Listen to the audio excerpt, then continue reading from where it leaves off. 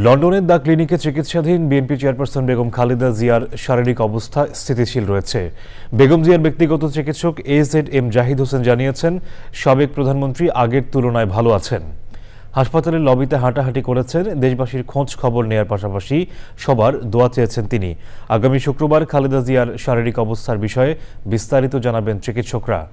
শাহেদ শফিকের ভিডিও চিত্রে লন্ডন থেকে শাহ এমি হোসেনের রিপোর্ট। ৮ জানুয়ারি বিএনপির চেয়ারপারসন বেগম খালেদা জিয়া লন্ডনের হাসপাতাল দি ক্লিনিকে চিকিৎসাধীন আছেন।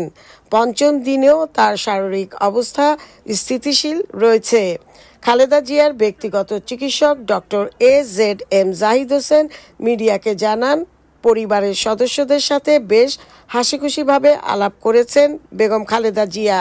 বেগম খালেদা জিয়া দলের লোকজন যেন অহেতুক ক্লিনিকের সামনে ভিড় না জমিয়ে তার সুস্থতার জন্য দোয়া করেন। চিকিৎসকরা ওনাকে প্রতিদিনই ওনার স্বাস্থ্য পরীক্ষা করছেন এবং সেই অনুযায়ী পরীক্ষার রিপোর্টের উপর ভিত্তি করে কিছু কিছু বায়োকেমিক্যাল টেস্টও করানো হয়।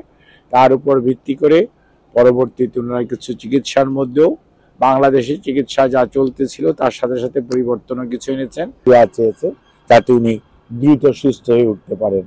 সেজন্য আপনাদের সবাইকে অনুরোধ করেছেন এবং আপনাদেরকে ধন্যবাদ জানিয়েছেন। এদিকে যুক্তরাজ্য বিএনপির সভাপতি MA মালেক সাংবাদিক ভাই বোনদের উদ্দেশ্যে বলেন, ভিড় না জমিয়ে সবাইকে নেত্রী তার জন্য দোয়া করতে অনুরোধ করেছেন।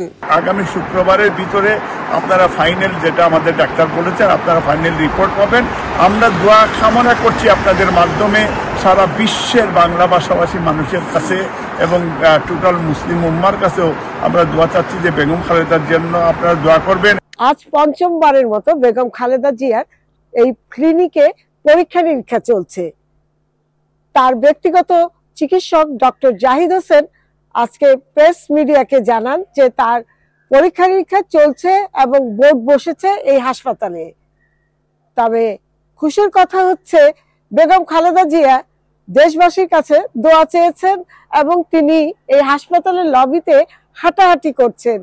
তিনি দেশের লোকজনের খোঁজ খবর নিচ্ছেন দলের লোকজনদের কাছ থেকে। দি ক্লিনিকের সামনে থেকে শাহ এমি হোসেন, চ্যানেল আই, লন্ডন।